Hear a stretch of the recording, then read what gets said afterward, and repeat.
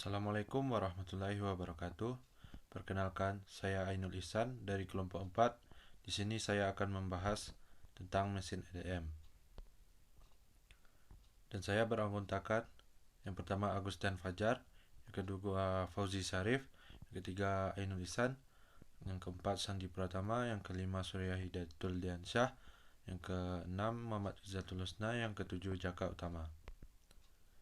Di sini saya akan menjelaskan tentang fungsi EDM. EDM terkenal dengan hal kemampuannya untuk membuat bentuk kompleks pada logam-logam yang sangat keras. Penggunaan yang umum untuk mesin EDM adalah dalam pemesinan disk perkakas potong dan cetakan molds yang terbuat dari baja yang telah dikeraskan, tungsten karbid, high-speed steel, dan material yang lain, yang tidak mungkin dikerjakan dengan cara tradisional atau penyayatan.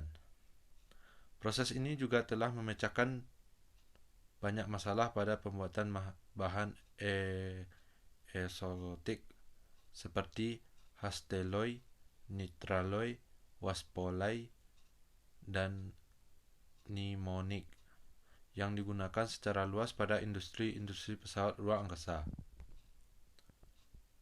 Jenis-jenis EDM. Yang pertama, stempel EDM atau Sinclair EDM atau RAM EDM. Stempel EDM kadang-kadang juga disebut dengan tipe rongga EDM atau volume. Stempel EDM terdiri dari elektroda dan benda kerja yang terendam dalam cairan isolasi seperti minyak atau lebih jarang cairan dielektrik lainnya. Elektroda dan benda kerja yang terhubung ke satu daya yang sesuai listrik menghasilkan potensial listrik antara dua bagian. Yang kedua, wire EDM.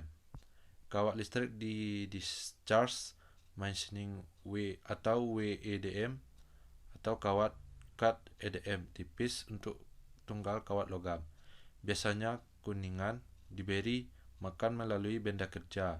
Biasanya terjadi tenggelam dalam sebuah tangki dengan cairan dielektrik yang biasanya air deoxyniset. Proses ini biasanya tidak digunakan untuk menghasilkan 3D yang kompleks geometri. Prinsip kerja mesin EDM. EDM merupakan metode mengebor dengan prinsip percikan listrik atau desinking yang menggunakan pembakaran kawat atau erosi kawat agar proses fabrikasi logam dengan bentuk yang diinginkan bisa diperoleh dengan menggunakan pelepasan listrik yang presisi atau percikan api. Mesin EDM bekerja dengan cara menghubungkan dua material dengan sama-sama dapat dialiri listrik. Produk yang dihasilkan EDM. Mesin EDM ini dapat digunakan untuk menghasilkan kondisi permukaan benda kerja yang halus. Contohnya pembuatan cetakan dan digunakan untuk membentuk casing handphone, komputer, dan pembuatan komponen-komponen jam yang halus seperti roda gigi. Dan ini adalah gambaran dari produk yang dihasilkan oleh mesin EDM.